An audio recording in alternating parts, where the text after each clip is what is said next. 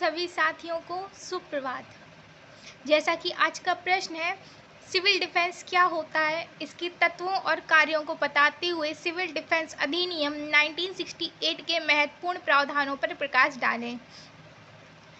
आपातकालीन या युद्ध के दौरान उत्पन्न संकटों से नागरिकों को आत्मरक्षा संबंधी प्रशिक्षण के माध्यम से नागरिकों को बचाना ही सिविल डिफेंस कहलाता है।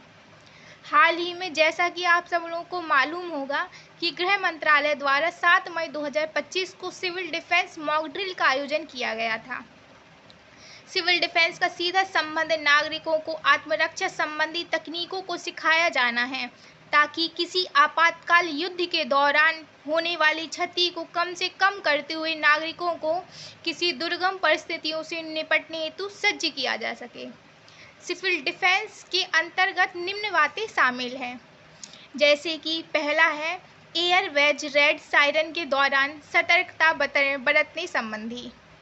दूसरा है वायुसेना के संचार माध्यम को रेडियो से जोड़ते हुए संबंध स्थापित करना, ताकि इंटरनेट बाधित होने पर उपयोग में लाया जा सके। लोगों को सायरन संबंधी जानकारियों के साथ ही कम से कम समय में सुरक्षित स्थानों पर पहुंचने संबंधी ट्रेनिंग इसमें शामिल है। लोगों को फर्स्ट एड संबंधी जानकारियां प्रदान करना एवं लोगों को ब्लैकआउट संबंधी चुनौतियों में संबंधित जानकारी देना भी इसके प्रमुख प्रावधानों में एक है। लोगों को कैश, टॉर्च, खाद्य सामग्री इत्यादि अनिवार्य चीजें उपलब्ध कराना।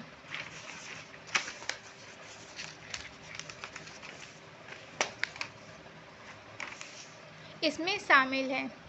साथ ही जनहित डिपो प्रबंधन की व्यवस्था को दुरुस्त करना भी शामिल है। सिविल डिफेंस अधिनियम 1968 में अस्तित्व में आया। इसमें कुछ प्रमुख प्रावधान इस प्रकार हैं। युद्ध के दौरान नागरिकों आपातकाल से निपटने संबंधी प्रशिक्षण प्रदान करना।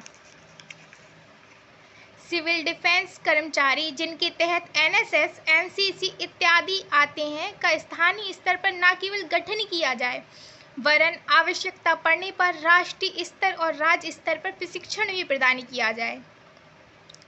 हाल ही में सरकार द्वारा समय समय पर सिविल डिफेंस हेतु वित्तीय सहायता भी दी जाती है, ताकि स्थानीय स्तर पर सिविल डिफेंस की बुनियादी ढांचे को दुरुस्त किया जा सके। 2009 के संशोधन के पश्चात सिविल डिफेंस अधिनियम 1968 में युद्ध के साथ प्राकृतिक व मानव निर्मित आपदाओं को भी शामिल किया।